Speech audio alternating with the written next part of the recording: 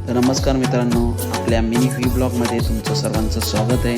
तर आज आहे रक्षाबंधन आणि रक्षाबंधन सणाला मी आज रेडी झालेलो आहे आणि आज बघू शकाल सकाळी मस्त घर सजलेलं आहे, कारण का आज आपल्या लाडक्या बहिणी आपल्या घरी येणार आहेत रक्षाबंधनसाठी आणि राखी बांधणार आहेत। तर आमची लाडकी बहीण प्रगतीताई आज आलेली आहे आणि आपल्या बहिणी घरी आल्यानंतर का आनंद असतो ते भावालाच माहिती।